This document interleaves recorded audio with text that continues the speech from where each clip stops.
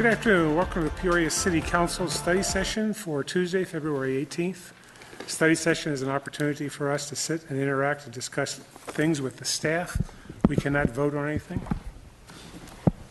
Would the clerk please call the roll? Sorry. Mayor Barrett. Here. Vice Mayor Ames. Here. Councilmember Rivero. Here. Councilmember Patena. Here. Councilmember Edwards. Here. Councilmember Carlott. Here. Councilmember Leone. Here. Council Liaison Jelinek. Here. And Council Liaison Pryor. Here. Well, good afternoon, Mayor and Council. We have one item on our study session agenda this evening, and this is getting back with the Council on the draft special events policy. You'll recall that this item has been before the Council in study session a couple of times. I think the most recent, though, was sometime back in September, I believe. So what we will be doing to make sure that everybody's memory is refreshed on the various elements of the policy is that John Sefton, our Community Services Director, will be walking through each of the policy issues embedded within the overall special events policy. You'll recall that the City Attorney's Office was collecting comments and different responses from individual council members and organizing them into the document that you have in the packet that you received for tonight's meeting. Steve Berg, our Chief Assistant City Attorney, will be walking through, as necessary, those comments as well. So with that, I'll turn it over to Jeff Tyne, our Deputy City Manager. Oh, thank you, and good afternoon. And before I hand it to Mr. Sefton to go through, just a couple of other comments to Mr. Swenson's point. You have had the opportunity to see this before. So it actually came up in the last year's budget process, and then subsequent to that had a discussion in July and in September, and so we're now following up on that. These are council policies in regard to special events, really to look at the roles and expectations of these events, how they are managed, the funding discussions, and also our affiliation on certain special events. And so we'll go through those items that the council had provided to the attorney's office to go through. In the spirit of the mayor's comment of this being an interactive discussion, I think you'll also see that staff will, in some cases, be wanting to have some clarification on some of these items as well. So in some of these, it would be different than the way that we have gone about doing business, and so we'll probably want to clarify what that will be, or to let the council know about this is how that business would be changed. So just as we go through that, we'll try to make sure that we identify those for you. With that, I'll pass it over to our Community Services Director, Mr. Sefton.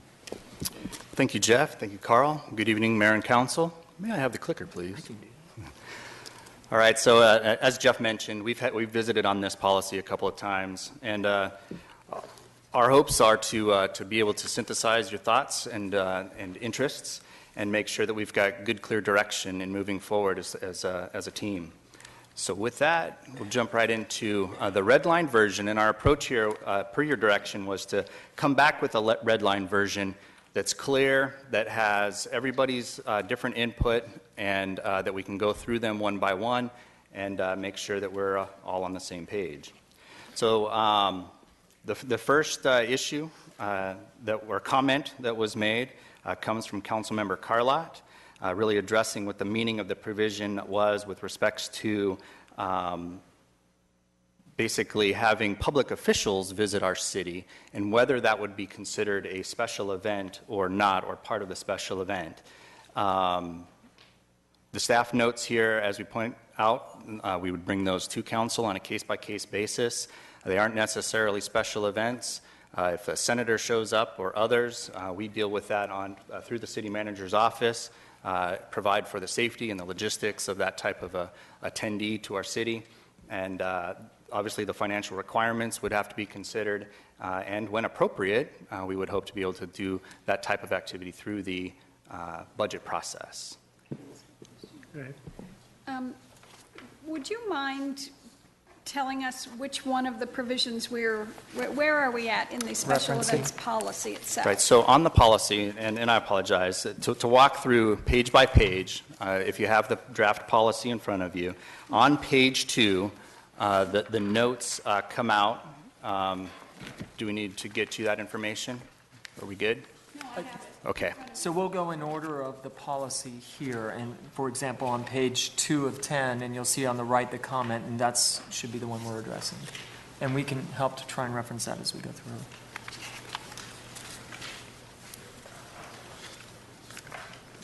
And the comment says that you raised a concern about the meeting with the provision. Correct. So number 9. Number 9, thank you.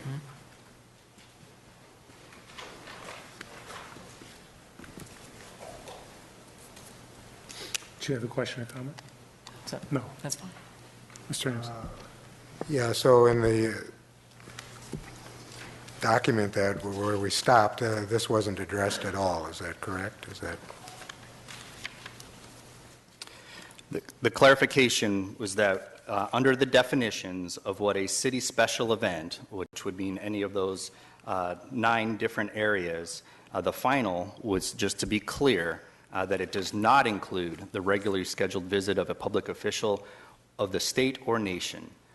So again, it's just as a council policy, we're making clear if one of those folks show up, that it is not considered as part of our city special events. and it We would address wasn't them. on the list, we're clarifying that Correct. we don't try to identify it under one of the items, apparently, is that right?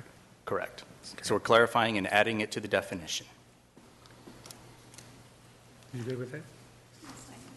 Okay. Going to go on to the next one? Okay. The next issue is from Mayor Barrett. This is designed to limit political activity at city events to booths and normal First Amendment activities. This item adds clarity and alignment with the Arizona Revised Statute 9-500. Basically sets forth that the council will not be having political activities at the city special events. Very welcome to show up, provide the welcomes, be a part as you always are, which we appreciate, but identify the activities at those events. Well, I meant this not only to apply to us, but to apply to other visiting dignitaries. So if the president, or if the president of the Senate shows up, you can introduce him to the crowd and point him out. But if he's running for election, we don't want him coming up and making his pitch. It's that simple. I believe this still covers that same component so that it's very clear. And that's, again, state statute, so it's reaffirming. By having it here in the policy, the council policy, it reaffirms the state statute. Okay. My understanding from our attorney, he's not here, that one could, I wouldn't get up and announce or something, but could talk to people at the event about running or something like that, running for a campaign. I would need to defer. Because you can't stop someone from, it's a First Amendment right to, Well, I don't object to them working the crowd, yeah, okay. or if they're setting up a booth at an event. But what I'm saying is that you don't call them up on stage and allow them to campaign. Right. That's all this is saying? That's all I'm saying. Okay. You can bring them up, introduce them, here's Senator, who's the Senate president right now? Whatever. Anyhow, this is Senator somebody or other, and he's here, and that's fine. He waves, he goes down off the stage. It doesn't make a campaign speech. But he could have a presence at the park. Oh, and absolutely, absolutely. Yeah. Okay. Everybody all right with that? Yeah, that's, because it does refer to the statute, and the statute doesn't. Correct. All right, so our next item comes from Councilman Rivero under the city support definition. And for clarification, wanted to make sure that we recognize that normal wear and tear that occurs daily would not be an issue associated with special events and outside user groups of the like. Can you provide clarification on that? Pretty straightforward. Very good.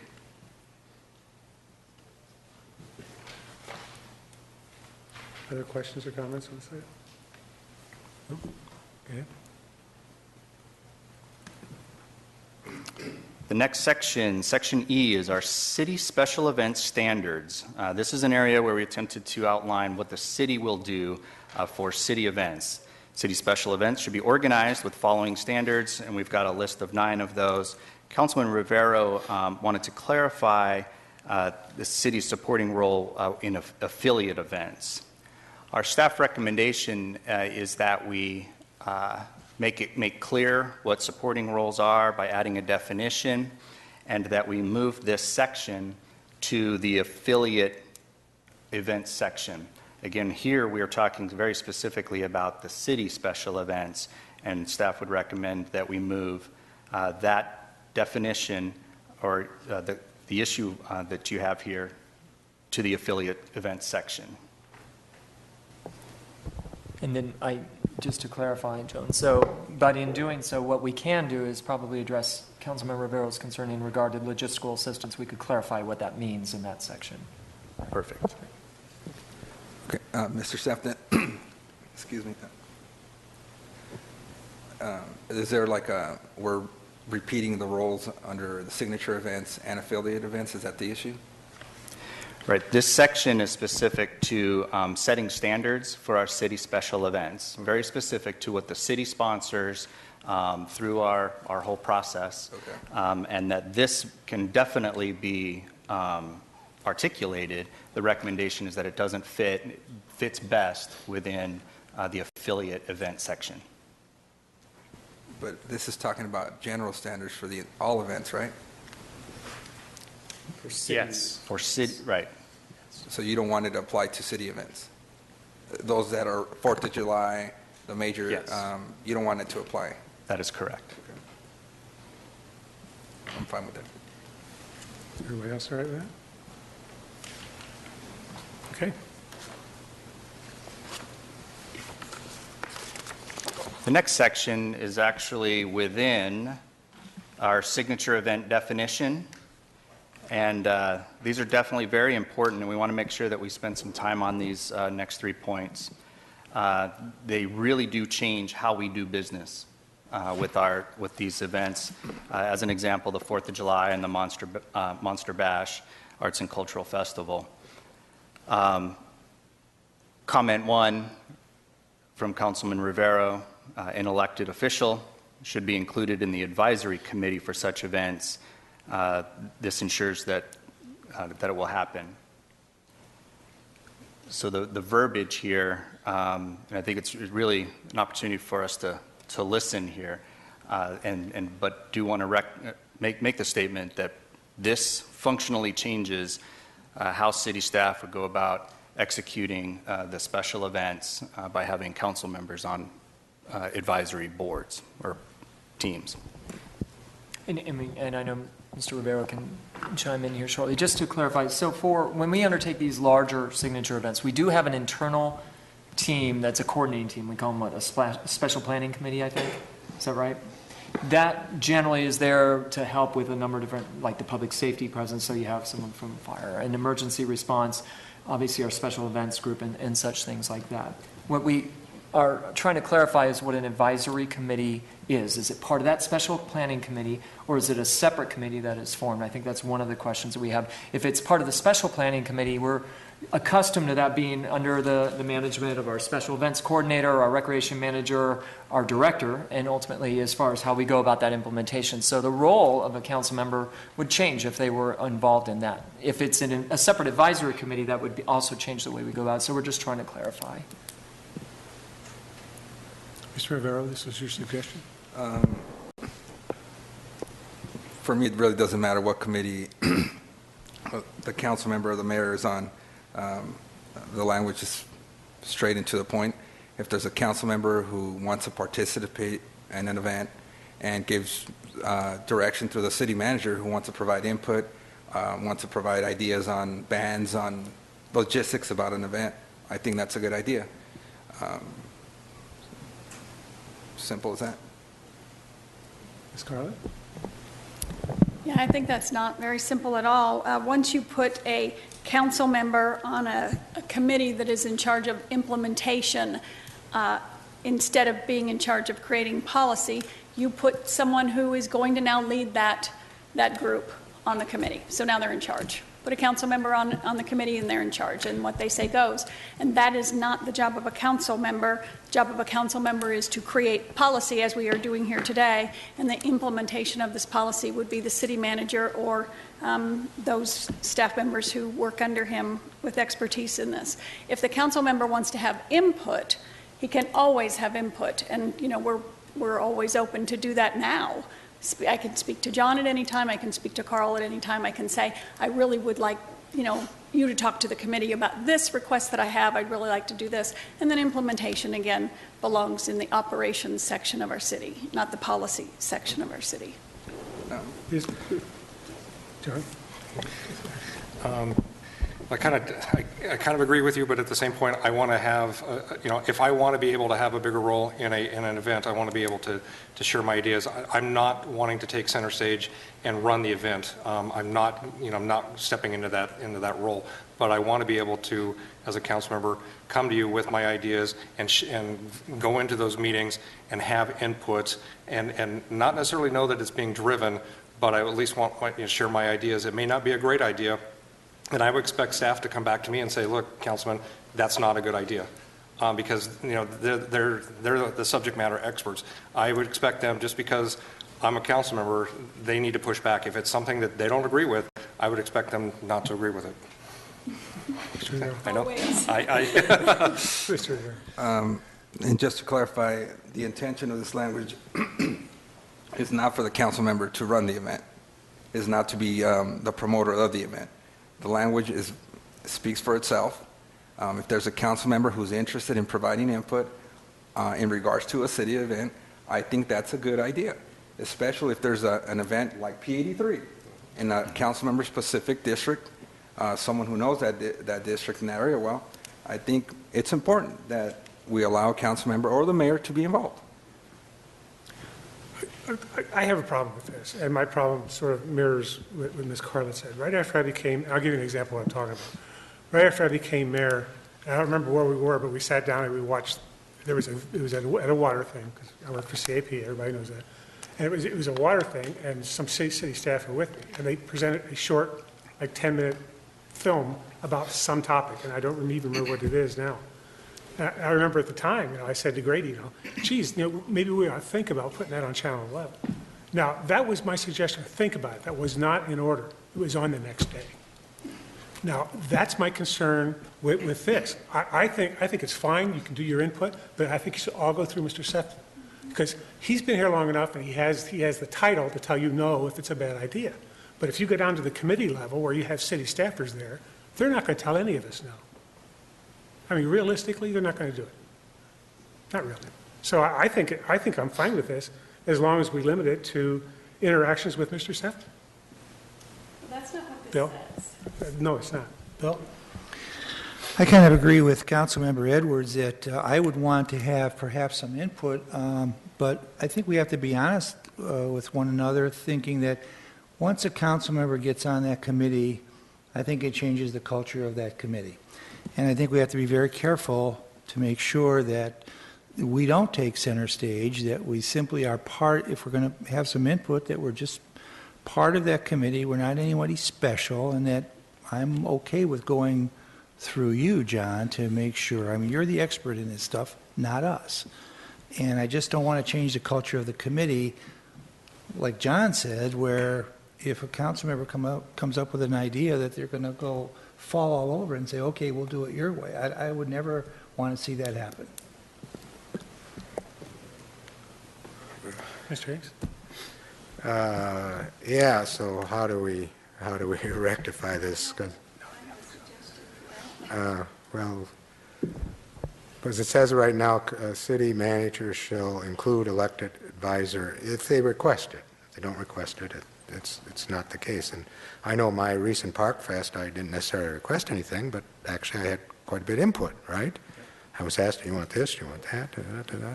And I suggested a particular era for the band, right, and those kinds of things. So I don't see where that's a problem. I think a few times, few things I mentioned, it was said that that's difficult to do, and so we didn't do it. But So it doesn't mean that the elected official is in charge of the advisory committee. He's just part of the committee. So I don't see where it's a problem in the way it's worded right now. Well, when you say that, do you mean where the main part is, or do you mean with the changes? The request to change, yeah. Okay. Yeah, I'd like to make a request that the change be amended to read this way. Well, all right, so there's the part that is already crossed out, and then the part I'm suggesting now become crossed out. Upon request of an elected official, the city manager shall, and then include an elected official. I'd like all that to be crossed out, and I'd like it instead to say, council member may provide input through the city manager to the director. It's as simple as that. Council member may provide input through the city manager to the director. That takes them off of the committee. They can be involved, they can provide input, you have to listen, but they're not on the committee. That would be my suggestion. Comments? Councilman? I disagree. Mr. Ames? I like the wording as it is right now. Okay, let's see if we can reach some kind of consensus here. The wording as it is and as suggested, is that how you want to leave it? No. You're talking about the comment sections? Yeah, with the comment section. Use a no. I do not want it to be the way it is written right now. Thank you. I like it the way the input in here. Okay, You with the want comment. you want the With the council comments. member Okay, to be that's a yes. on the What's with the advisory comments? committee. Well, you should have this. You don't have this? Well, they weren't able to load it on Can you just state the question you post to the council? What I'm asking, I did read it. what I'm asking is, for you, it's these two comments, want to be included in that. And that's Mr. Rivero's suggestion. We have a no, a yes. Okay.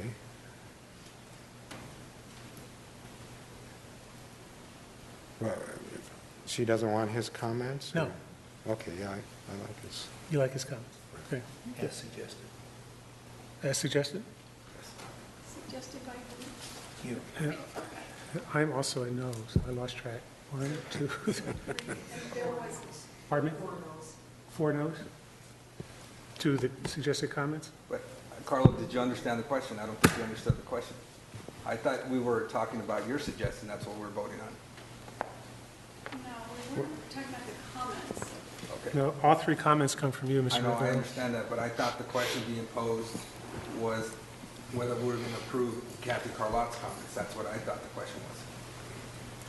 I thought, No, the question, but we ought to go through the people again. The question was to accept the comments as, all right. By Tony Rivero. Right. Yes. The signature events, the additions made that are in the comments section, yes or no? Now, which one? The one she's filling out? No. Mine. The one Tony suggested. Yours? Yes. Yes. Okay.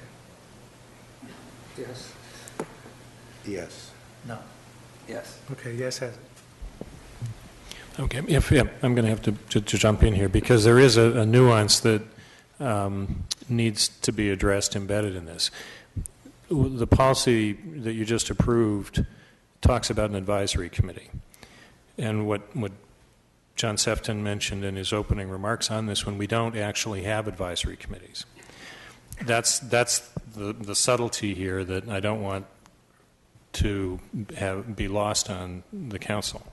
The way these events are operated is that there's a staff level operating committee that represents the different disciplines that have a substantive impact on the smooth operation of the event. So there'll be someone from the fire department, the police department, public works department, et cetera, under the leadership of the community services department as the prime department that puts on the event.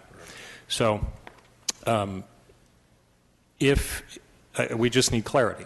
If it's the intent of the council to have a council member on that staff operating committee, or if it's the intent of the council to provide oversight type direction on the event. Do you understand the difference in terms of what I'm saying? So, I mean, I want to follow the direction of the council. I just want to make sure that we're clear on what that direction is with respect to the input. So I guess, Mr. Rivera, what is your intent? I'll ask for some clarification. Mr. Sefton, we've worked on 3 or 4 events. There are meetings that we have with the police department. I don't think a council member needs to be involved in the meetings with police department, the fire department, with engineering. But there are separate meetings where we discuss what bands are we going to have at the event, what types of foods are we going to have at the event, what type of stage, what type of entertainment. That's what I'm asking for. I don't think a council member should sit in a meeting where the chief is going to have a conversation with you on whether we need 10 police officers or we need 10 firefighters. That's not what I'm talking about. Okay. I was under the understanding that there was a committee of employees that talked about marketing, that talked about entertainment, that talked about the hours of the event. That's what I was looking at. That's correct. And I think that that's the difference between, I think, trying to set up and craft policy that's very specific. And I do need to point this out, that it's very specific to the signature events that we've identified here. So while we've done all the great works and collaborations and with the other neighborhood community events and whatnot, this is putting into the document, into the policy, in that one section, a lot more structure in establishing a committee. And each of you have described kind of that eagerness and willingness to make recommendations, work with Carl, work with myself, to make an event the very best it can be and to meet your expectations and, more importantly, meet your community's expectations. Our concern is that the way from the last half of this paragraph, it sets up a whole new way of doing business within the council policy that we're not used to and might be something that is too much for us to structure rather than the way we've done very successfully in working with you. Mr. Sefton, I'm not asking for an advisory committee to be formed. I was under the understanding when you go through an events process, you meet with all the city departments, police, fire, a variety of departments to ask about the requirements for the event. I'm not talking about those meetings or that committee. The way I understood it is there was a separate committee that met to discuss the big issues of the event: entertainment, hours, location, truly what the event's going to look like. I'm not talking about details about police, fire, or anything else. That's what I'm focusing on. It was my understanding that there was a committee within the city that did that.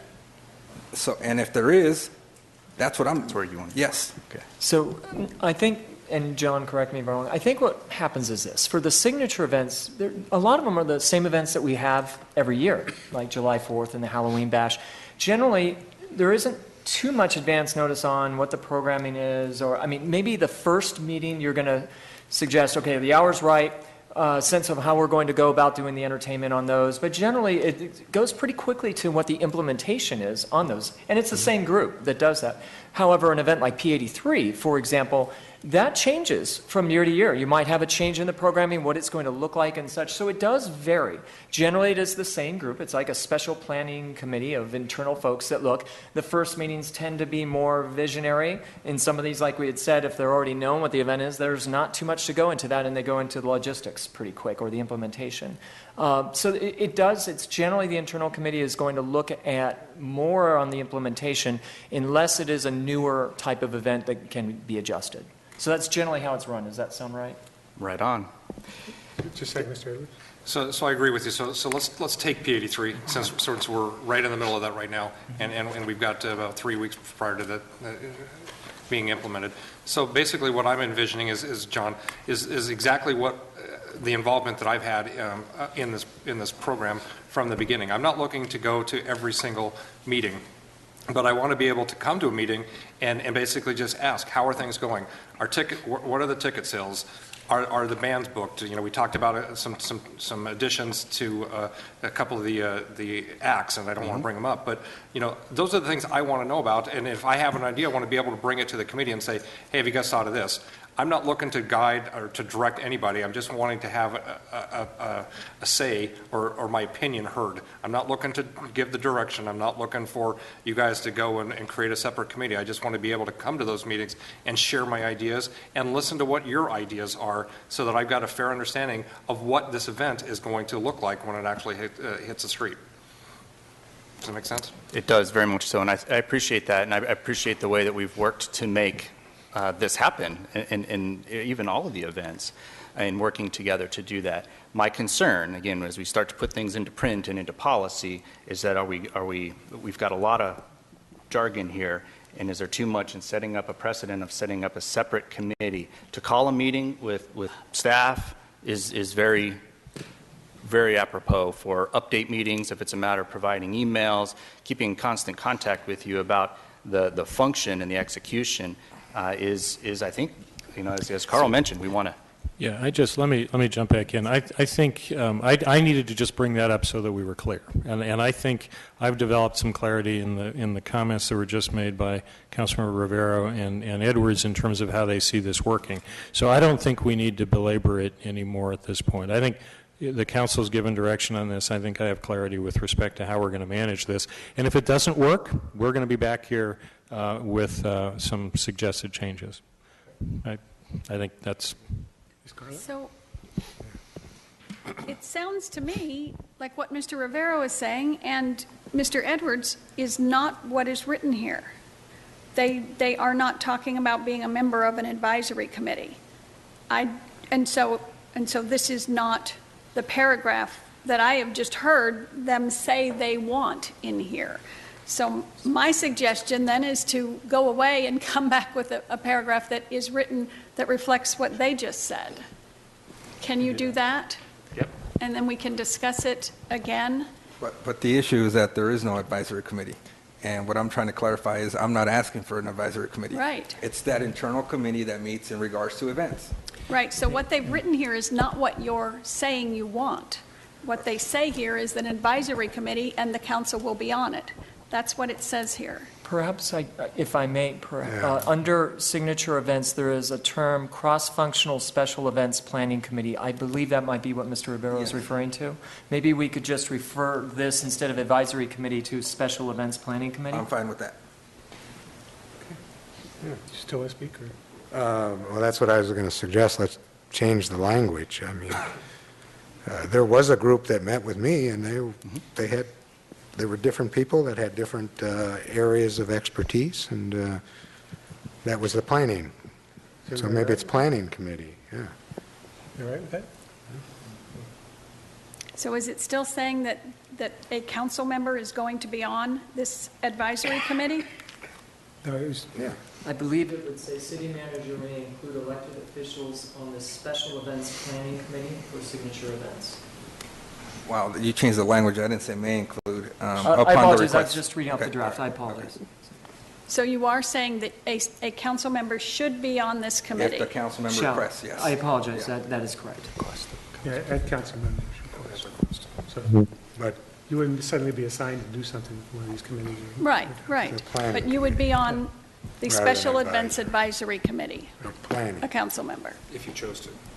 Yeah, I still disagree with that. I still think that we have open communication with the director or the city manager and can have special meetings if we choose and pass along all of our information and gain information from him.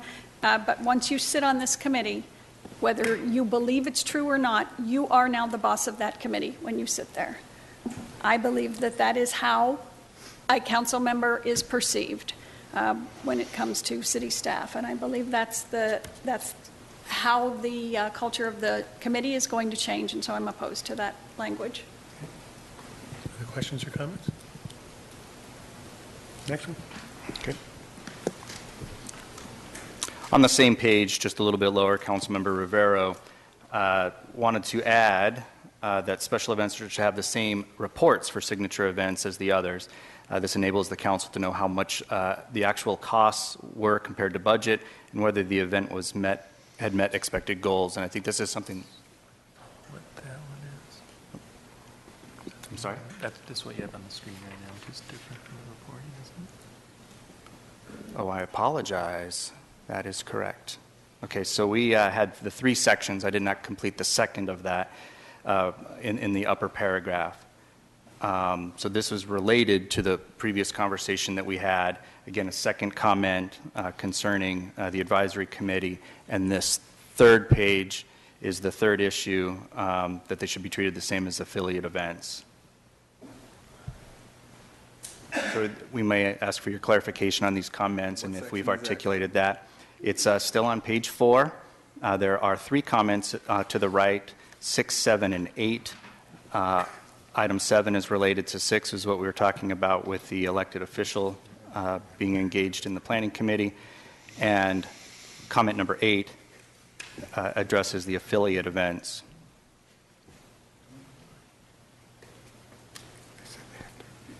We're talking about 7 or 8? I'm sorry? Comment 7 or 8? The third one. Comment 8. 8. Right. We need to share, I guess. I did read this because we had it.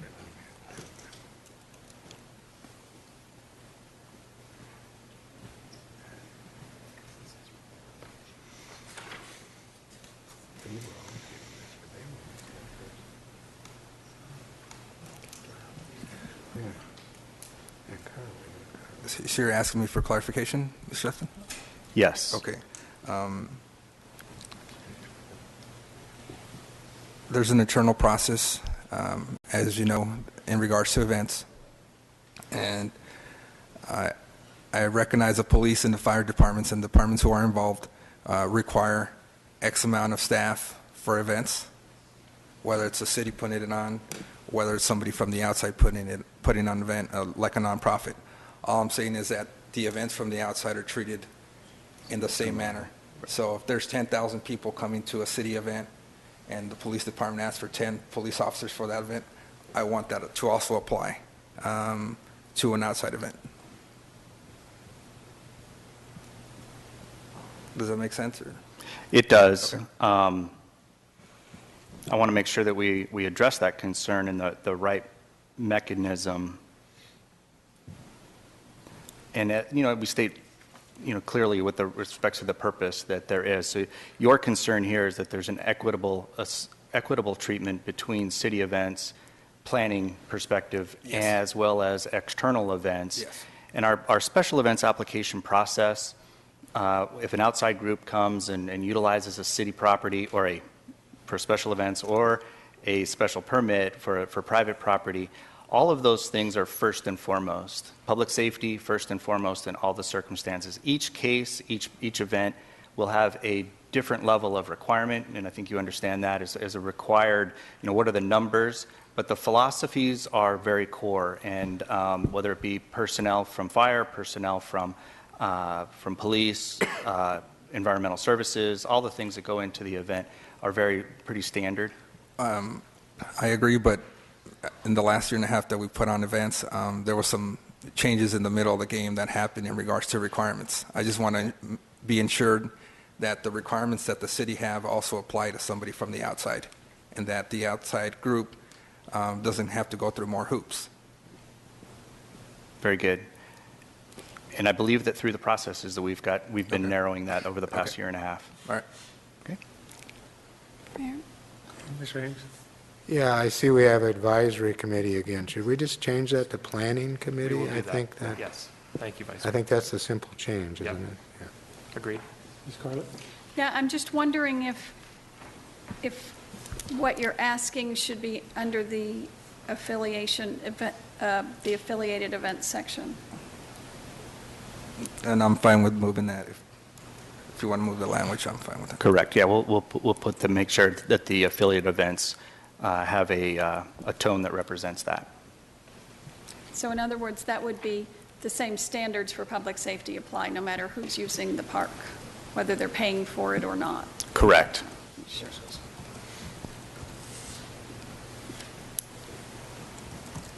Okay. And this on your screen is what we were just talking about with those affiliate events. I apologize for my PowerPoint.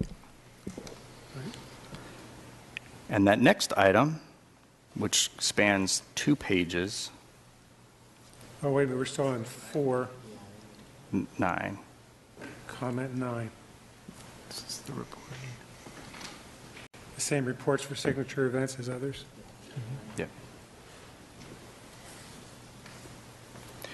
So this captures Councilmember Rivero's concern about making sure that we have the comprehensive reporting identified, and we're certainly on board and under practice in that now. Okay. Anybody else question? I'm not sure I heard you. I understand. You say that? This request is that the city staff will be responsible to provide, within 1 month after the event date, a comprehensive event evaluation detailing successes, challenges, attendance figures, outcomes, and how the city support aided in meeting the event goals. So identifying that specific to the signature events, that we accomplish that with our final event reporting. The concern from Councilmember Rivero was that the same type of reporting be done for our city events. Okay, as the same for city events as signature events or for affiliation events? Right. Okay, so if the city staff prepares this, then an affiliation could do a public records request for this information, is that right? And on the other hand, it would be provided to who? Council, city manager? Where does this information go? We do actually keep it through the department. We provide it to our deputy city manager on those different events. And again, it's addressing the highlights and the achievements of each of those events. We've done that for all of the budgeted events, and we feel good about the information that's provided. Right, so this is a practice that we undertake now. We think that something that would be formalized in policy makes sense. We would be comfortable in providing this ultimately where the council has an opportunity to see that. As we had discussed in the budget process, for example, the council had asked for staff to provide an overview of the status of all of these different events and attendance figures, dollar recovery, and all of those different items. So you would have that opportunity, as well as in a study session. If the council was interested in the performance on those, we certainly would accommodate you in that. Great. Okay, this also applies to affiliate events too, right? For clarification, what I'm looking for here is events in the past, events that have been organized by nonprofits. The city will provide, staff will provide the amount of hours that it took to put on the event, the cost of the facilities, if trucks were used, if gasoline was used, any types of costs associated with that outside event. The city provided a comprehensive overview of what it took to make that event happen. What I'm asking for is the same thing apply to the city events. That's all I'm asking for. And you're saying you already do it, right? Very comfortable with it. Yeah, and that's your intent anyway, isn't it? Correct. Okay.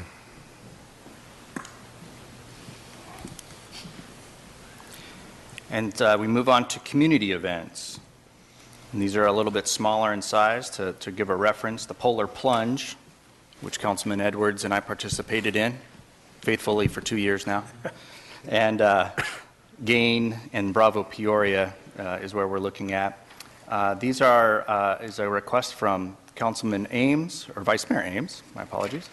That the language is provides the ability for each council member to have one event in their district.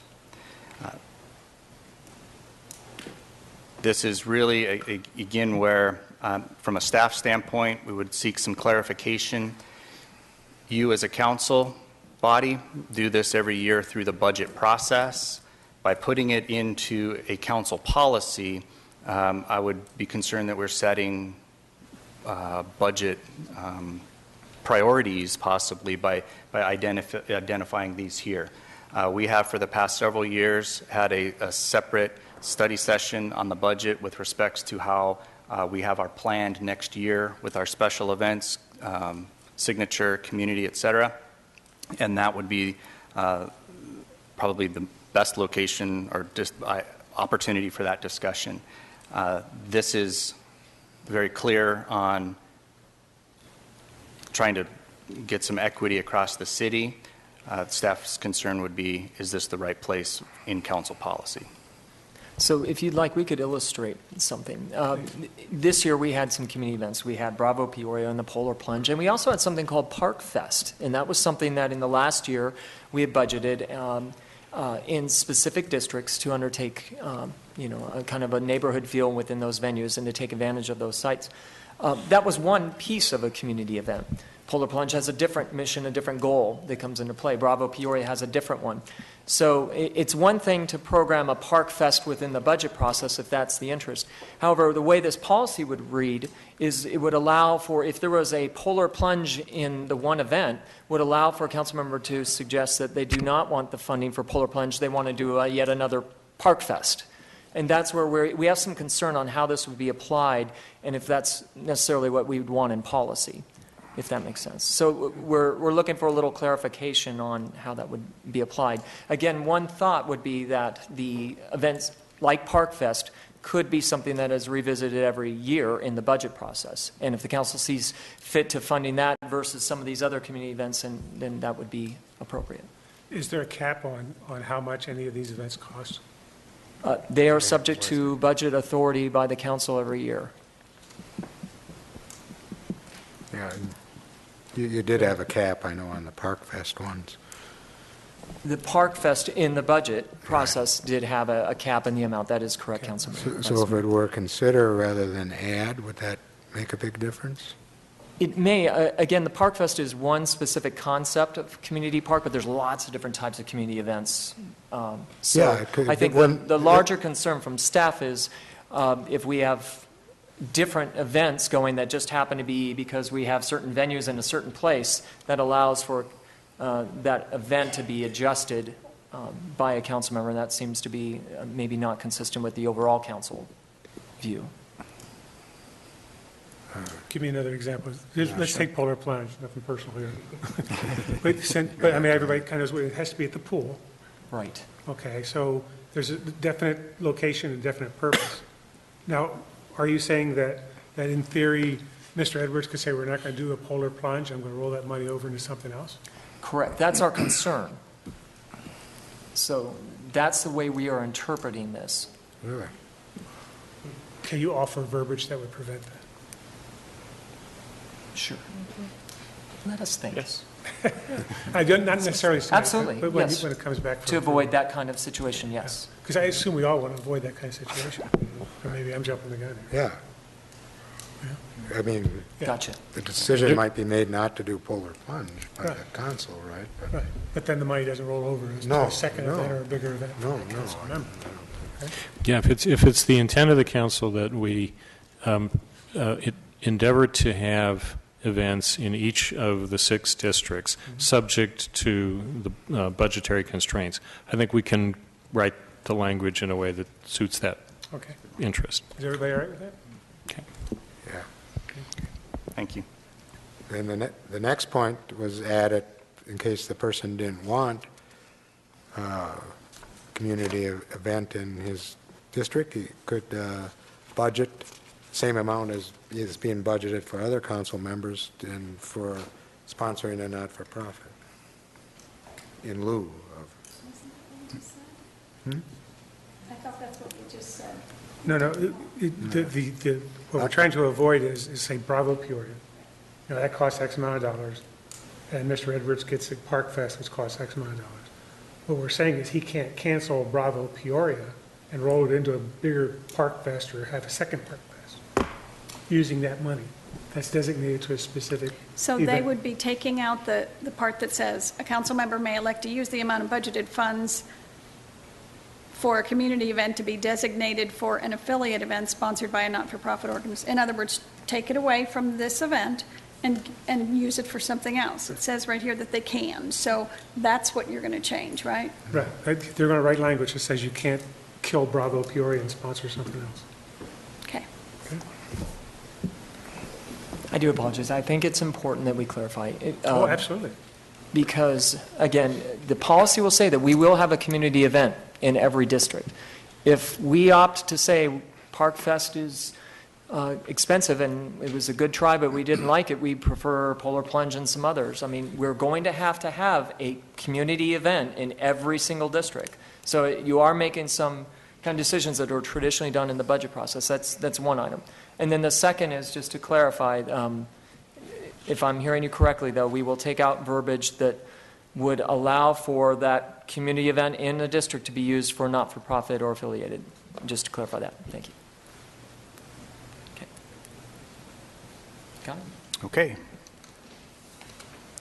We're still on page 5, down to section private promoter events. Councilman Rivero, that the affiliate event should be developed by the sponsor, who then seeks support for the city, which may elect or not elect to support the event. So this works with the sort of the definition and the order of, and I think that here we would make note that staff recommend or assumes that this is that as an affiliate event, it's an independent event at which the city does not provide input on activities, sponsors, the purpose, et cetera. There certainly are circumstances where the city staff provide logistical and planning support. We make recommendations with a lot of different folks in different areas, and that we would want to make sure that we are very clear with our roles, responsibilities, and risks. So, Perfectly explained. I think we can roll on. Questions or comments? Just had a question. It says specific criteria when specific criteria are met. Is that criteria referred to in this page 2, section 2? Is that the criteria we're looking at, or where is that criteria?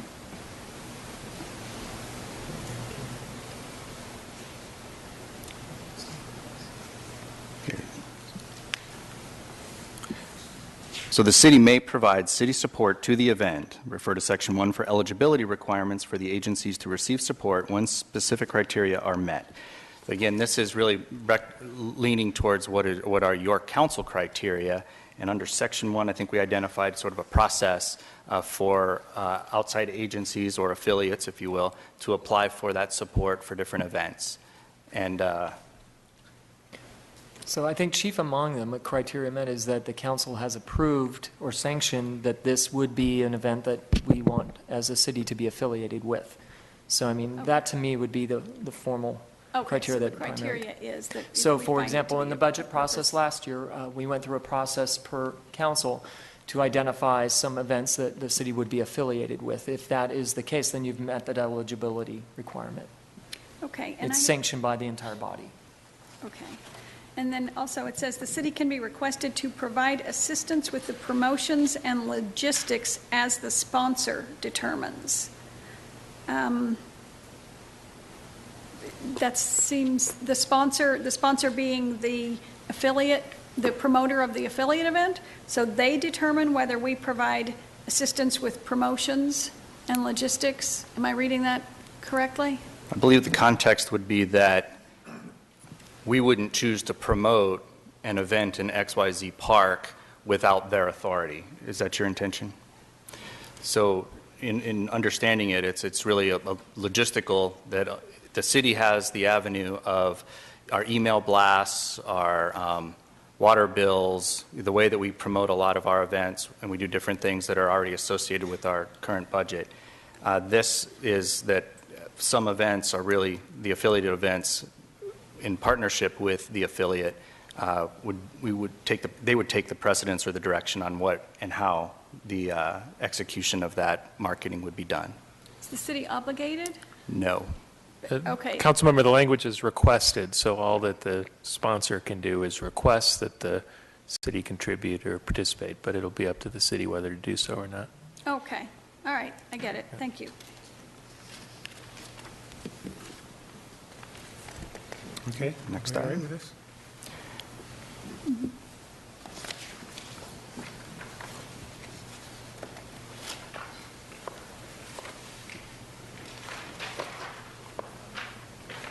Did I go the wrong direction? Thank you. Go forward.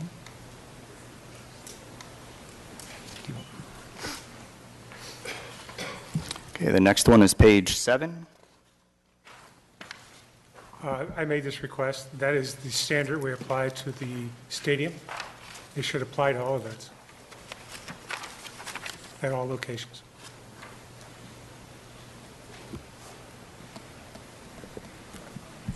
the key word is amplified? Not humming or something. Not humming. Mr. Rivera. I disagree with the request. I would like to make an amendment to make it 7 a.m. to 11:30 p.m. There are several events, especially here in the southern part of the city, that are cultural events, 2-day events, and in order to have the complete event take place with the entertainment, the food, and everything else, ending at 10 p.m. Will kill the event. The event doesn't have to end at 10 p.m. The music has to stop at 10 p.m. The event can continue on. Well, if Amplified. No, Amplified. I could still be quiet. Right, from band. the events, like I said, that I participated in, if the music ends at 10 o'clock, the event ends. So I would like to compromise at 11:30. I disagree. The standard for the stadium should be the standard throughout the city. We shouldn't have dual standards as you go through the city. That's simple.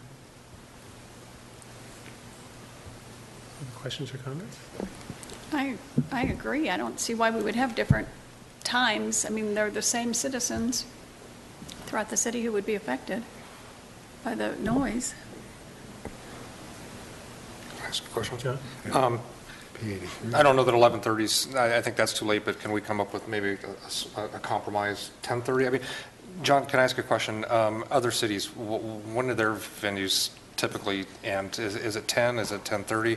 And the reason I ask is the younger generation, I know, a lot of times they're not getting started till 9 o'clock at night, and I get that. And I don't want to have them missing out on certain events, but I most certainly understand, we don't want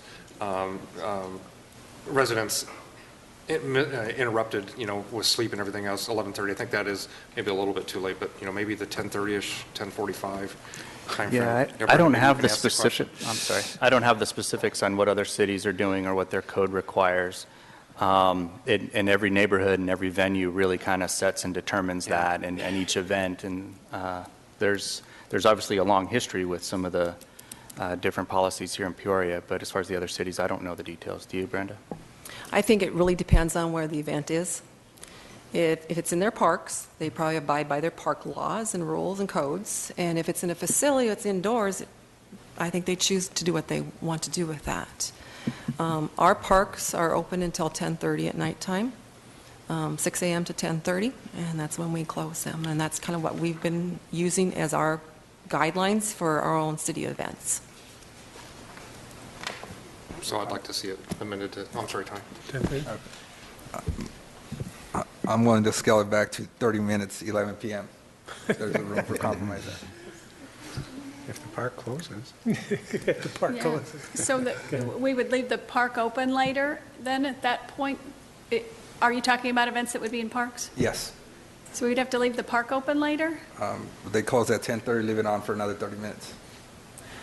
I would suggest 10:30 so that we can stay with our park rules and then be consistent through, and I would suggest we stay consistent throughout. So I have a, 7 to 10, do we have that as a requirement? I don't think so, do we? That was the mayor's recommendation. It's the mayor's recommendation because, at the sports complex, we stop at 10? At the sports complex, we stop at 10. And if you're in a park, if you bought a house next to a park, you didn't buy next to a festival of some kind. You didn't intend for that to happen. And I think it's unreasonable to people that live in the surrounding parks to have an event that runs past 10. I'll go to 10:30 if that's when the park closes. But I think after that, you're being unreasonable. If you've got kids and they have to get up and go to school or get up for activities, you don't want to listen to music till midnight. I mean, we ran into this with the bar up north. Difference between this and the bar is that we're not going to be doing this every weekend. That's I the understand difference. that. But, to get people to complain, you only have to do it once. I understand that, but these are events where thousands of people from the community come and attend. Well, the suggestion was music stops at 10:30. You're a no, obviously. 10:30 is good. No? 10:30? 10:30? I go for 11 o'clock. 10:30.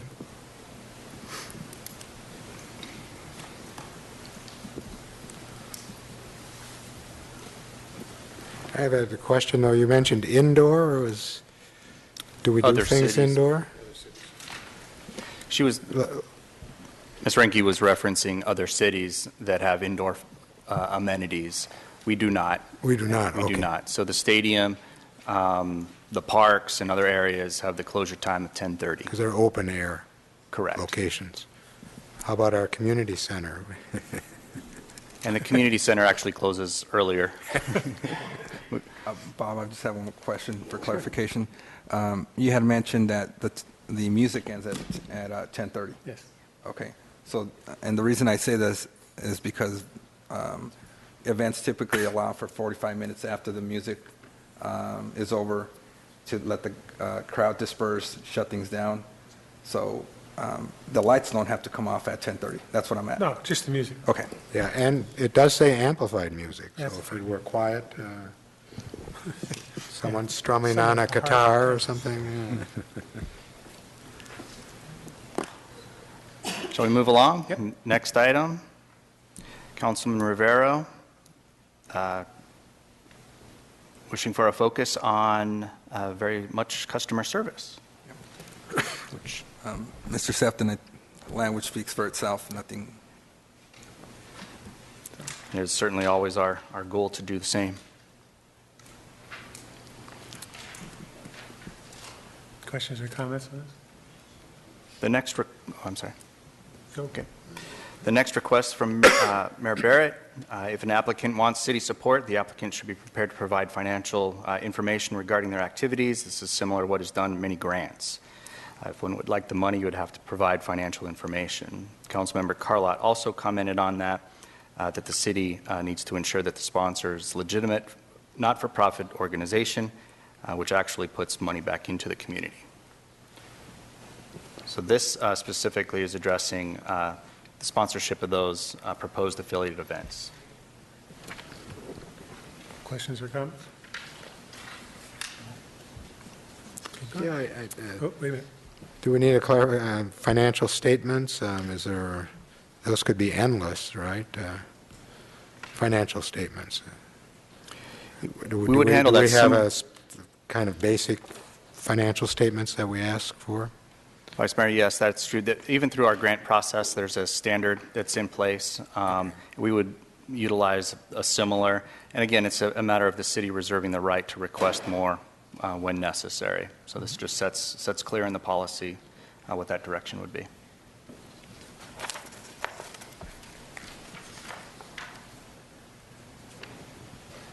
Okay. Next item, page 8 at the top. This section is now under the requests for city support.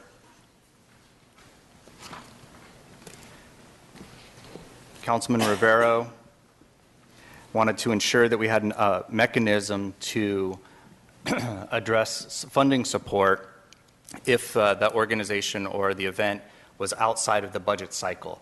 And I think that the way that we would handle this would be just through a standard budget amendment, which are pretty used to doing throughout the year. If an event comes forward, we have all the paperwork in place, and we'll actually talk about that further down in this as well. But it would be handled through a budget amendment for any additional support or financial support for those events.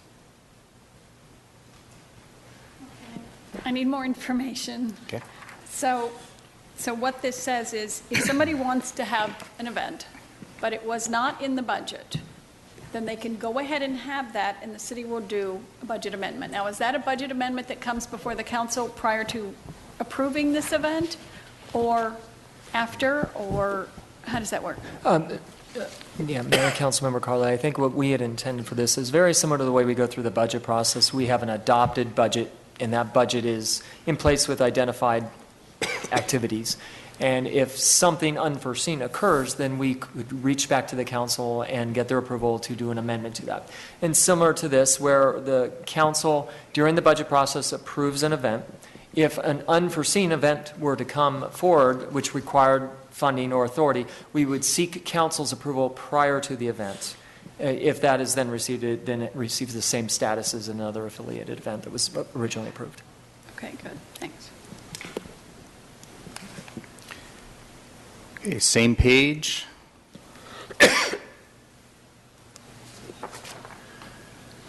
For special events sponsored by a not-for-profit or assisted by a council member from district funds, the city should not charge the event its fees, but pay for those from another source.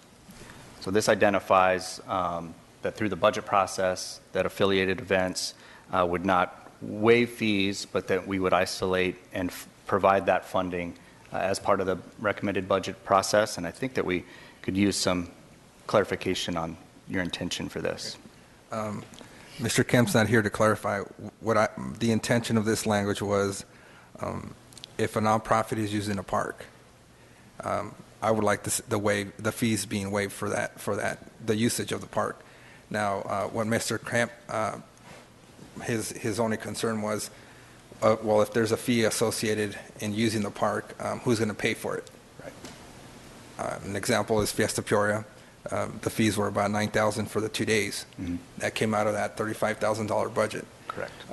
Now the question is, was there just a swap in the numbers? Because was there truly an impact of $9,000 to the city in using the park? So that was his concern. Right. We actually have ordinance that expresses all the fees for everything from baseball fields to open space and ramadas. And so I think that the intention of Mr. Kemp might have been that as opposed to waiving fees, and as a director, I don't like to waive fees. I think it's important that we recognize that there's a value there, a revenue expected there, and that when facilities are used, that revenue source is recognized, and that this policy would ensure that through the budget process we have an allocation for that. And it would be budget, I'm going to not get the right I think that's right. Is that terminology. during the budget process, quite simply, we could just identify that should this be the request of the affiliate event to have those fees waived, we would identify what the implication would be.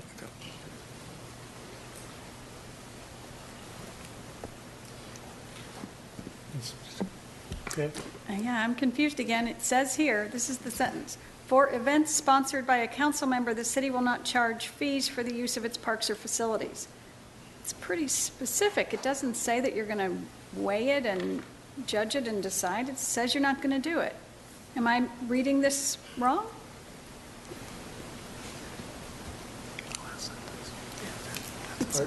Councilmember, are you looking Page at 8, section C? C. Page 8 in section C. The last sentence says, "For events sponsored by a council member, the city will not charge fees for use of its parks and facilities." That would also include for-profit events. It doesn't say Right. non- No, It just- I wasn't including for-profit. Pardon me? I'm not including for-profit. Well, it doesn't specifically Okay, well, we could clarify that. delete that. I'm good. I'm sorry, go ahead. No, I just need clarification. That's what it says, and I'm interpreting that to be pretty Right. definitive, and you're saying that it's not that. So what am I missing? I think that was the intent of the original language, was to also include that passage, that a council member would have that authority if it was a not-for-profit event, that it could be waived. Is that correct? And what is the It's separate from sponsorship some of the involved? discussion we had on the affiliated. This is in addition to that. That would be a not-for-profit event standalone. That would be at that facility, that there would be that authority by the council member to waive it if it was not-for-profit. Is that correct? Yes. Councilmember? I'm not sure that I agree. I mean, as you just said, we have fees in place. And so just as a council member, I can go in and say, this fee's going to be waived now. I'm in charge of things, and I'm going to waive this fee. Is that, I mean, that's how I'm reading it. I must be reading that wrong, right? Because that's not what you guys are saying. Nope. And it certainly doesn't seem to make sense. Well, we're Well, talking it's a about request. It's a we're talking request. about two different things here. First thing is, if a nonprofit puts on an event, whether we pay out of the budget or the fees are waived, I would like to support language that says if a nonprofit comes from the outside, puts on an event that's in the best interest of the city, Right. that those fees are waived or paid for out of some other part of the budget.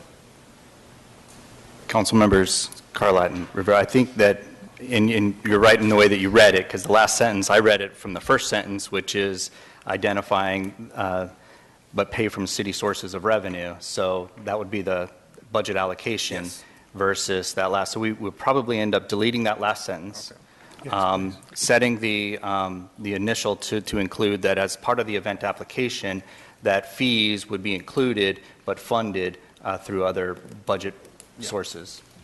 Yeah, I agree. I think that last sentence says something different. It does. Yeah. Okay, so if we When I read delete it that this last sentence, it makes sense then. We'll do that. Okay, Bill. Brenda, do we currently, do not-for-profits currently pay right now for pay fees?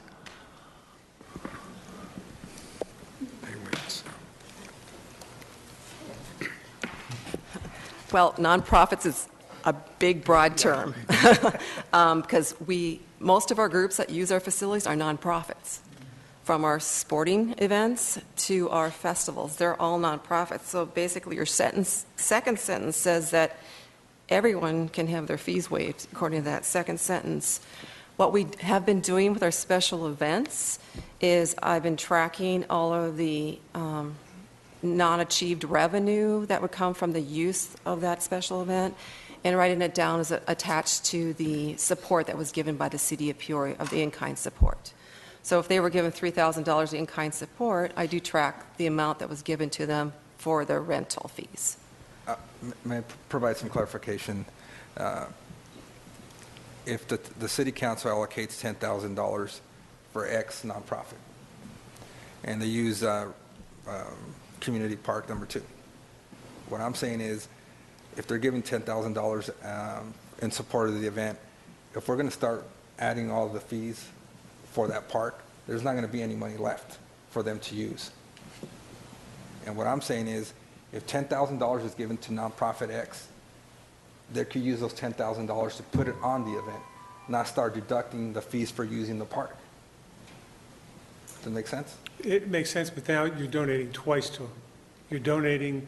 You're waiving the fees that you normally would charge them, and you're also giving them in-kind support. Is that correct?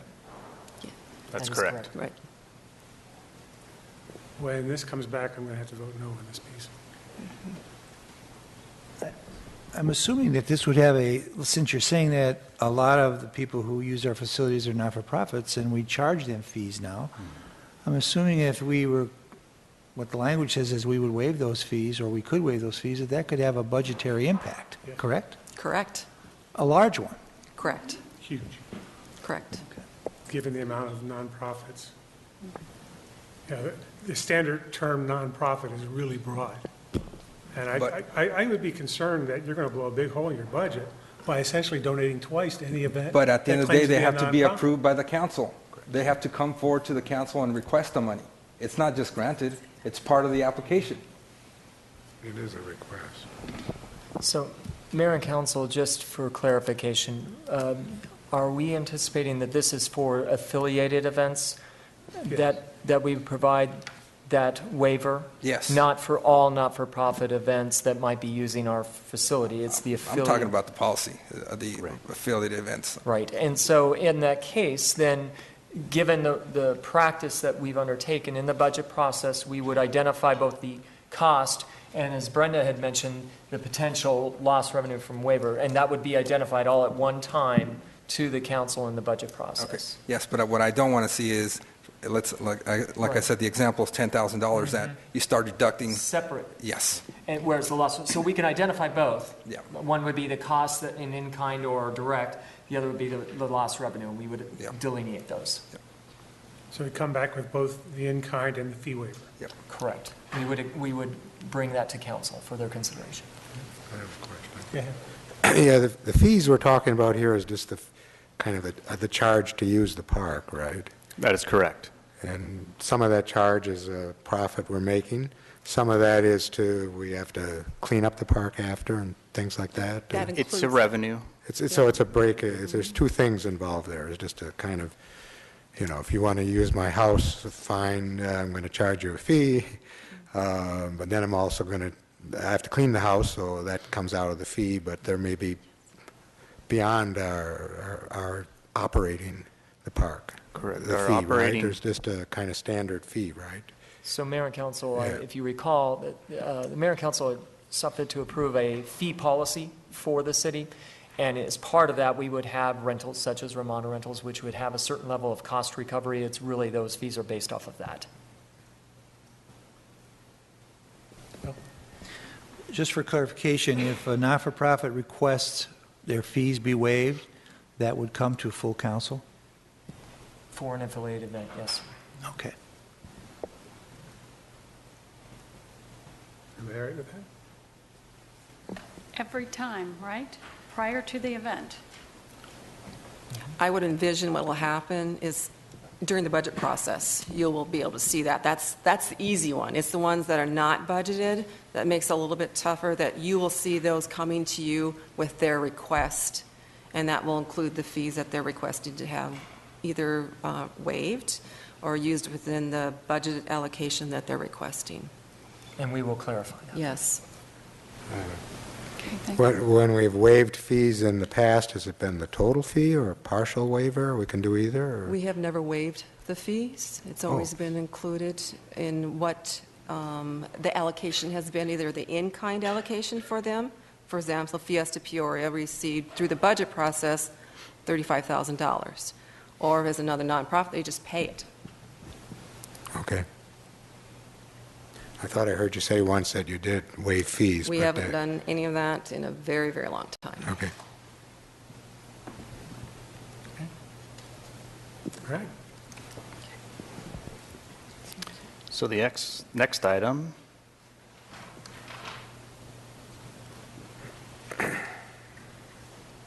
is in the same area.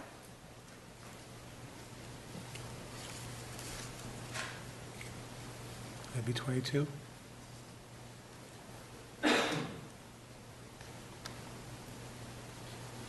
And that would be 22. Okay, so the 60 days.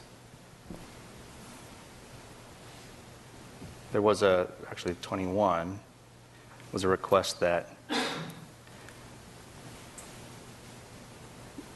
staff notify the applicants at the city council meeting when their request will be considered.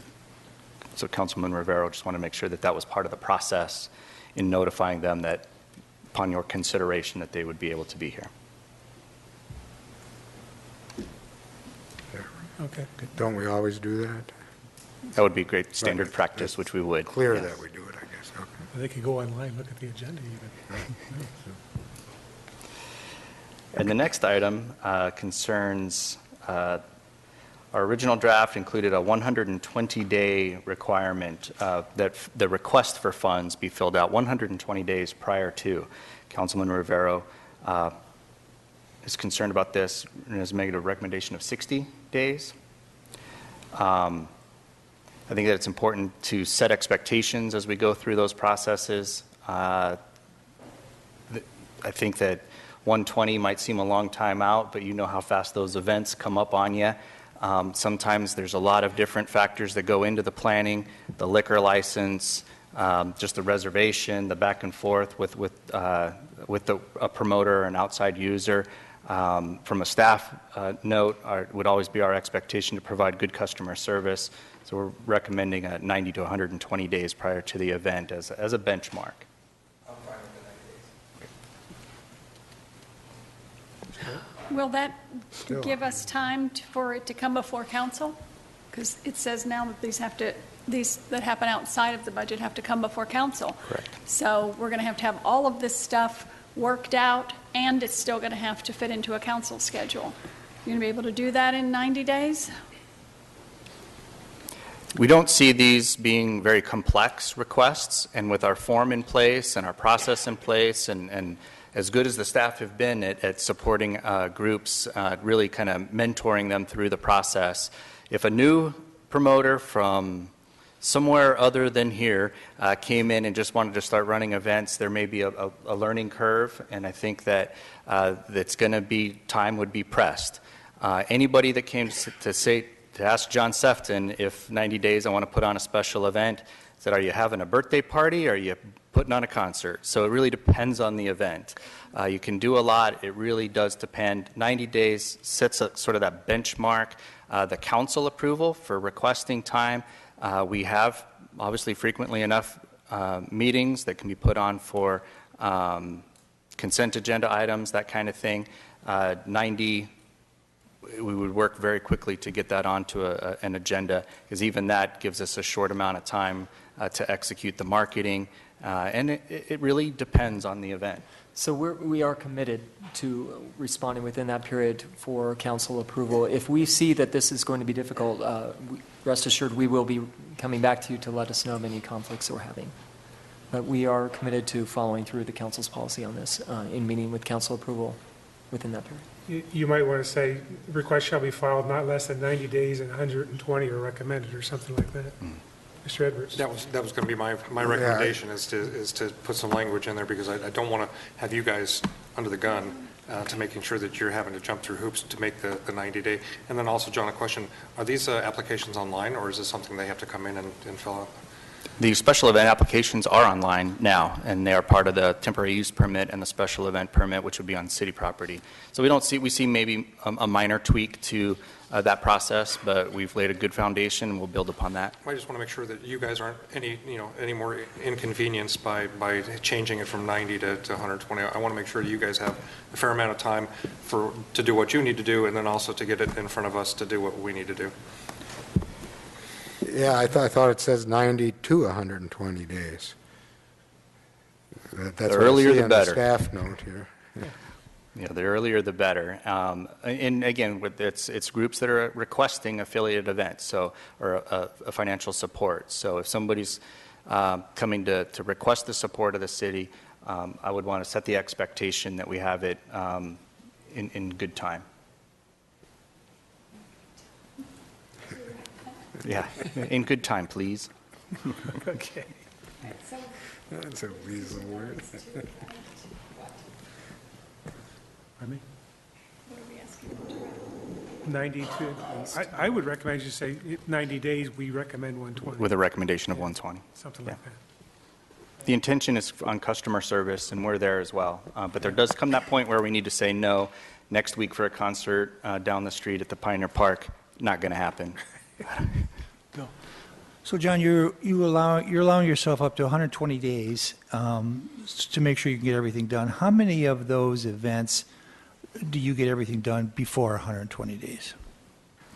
I would say that the majority are well in advance. A lot of the events that we have on standing, Relay for Life, a lot of the others, they're a year in advance. They might wind up one event and then get ready for the next one to make that call. So the majority are there. Council members' concern was that new things come up. We want to be nimble and adapt, and it's certainly our intention to be able to do that, to support in the right way. But we all know that it does take good time to plan an effective event, and we want to, from a policy standpoint, make sure that we're there to serve. Mr. Rivera? And once again, obviously this is subject to the approval of council, but when you meet with the specific group, whether it's a nonprofit, you'll know, Mr. Sefton, when you meet with them, what the resources are, financing, and you'll have a good idea whether they're going to be able to pull it off. And at that point, you can make a recommendation to the council and say, these people don't have everything in line to make the event happen. So. I would hope that I wouldn't have to come to council with a recommendation that it's not moving forward. Yeah. But given that circumstance, it's certainly their ability to come to council. Yeah. If it's staff recommendation to say no to that support based on XYZ reasons, I would hope that we phrase that right to them, that these are the reasons no. If the unique experience of them still wanting to come to council for support and funds, then we would certainly feel comfortable giving you the advice that we're expected to give you. So,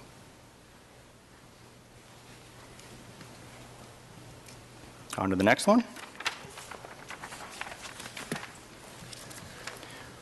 We'll work to page 8. I'm sorry, page 9. Page 9.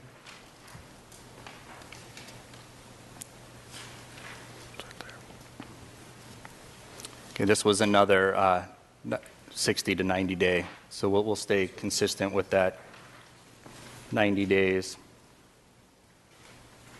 Good. Let me address this one. Yep, this final one comes from the attorney's office, so I'll let Mr. Berg take that. Thank you, Mayor and Council. This issue, it's comment number 24, I think, on page 9. Since the city became self-insured in the 1990s, anytime we've had any of the range of city events where large groups of people are coming onto city property, regardless of whether it's completely a city-sponsored event or some combination thereof, we've had liability concerns, trips and falls and other sorts of things that tend to happen when large groups get together.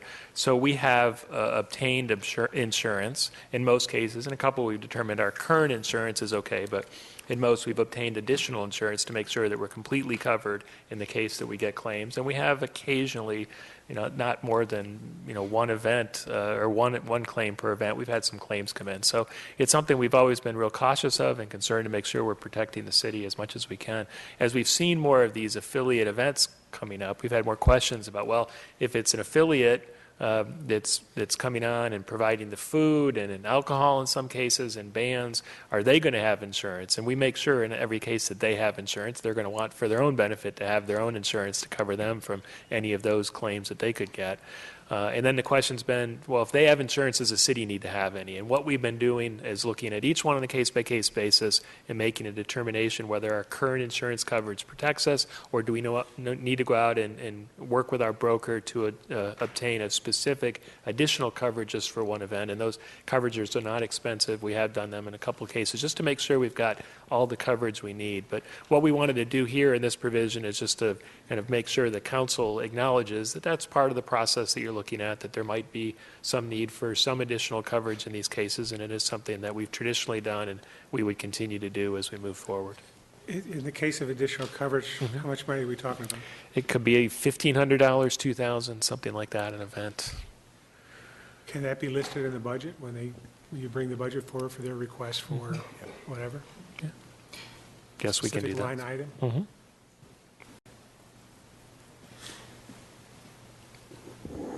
Anybody else? Okay, so with that and all the changes and the tweaks that we've talked about tonight, we'll go through, do a final edit, get the numberings correct, and I believe Mr. Kemp will be able to get this back out to you. It will come before you as either a consent item or a regular item on a future agenda real soon. Okay. Anything else? Any questions? Questions, comments? We're adjourned. We'll resume at 7.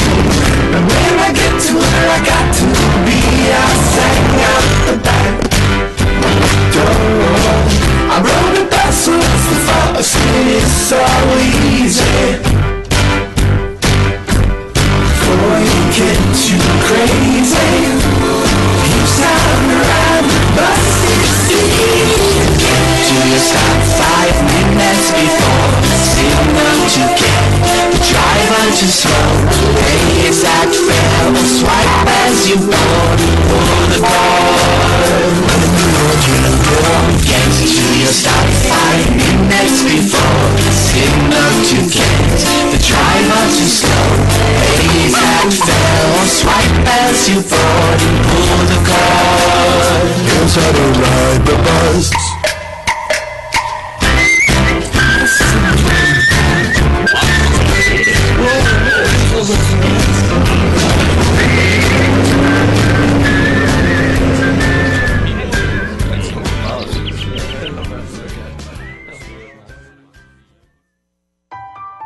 Chances are, someone you love will one day be affected by some kind of vision problem. Save your vision for the years ahead. Call 1-800-437-2423 or log on to seeabettertomorrow.org to learn about glaucoma and macular degeneration.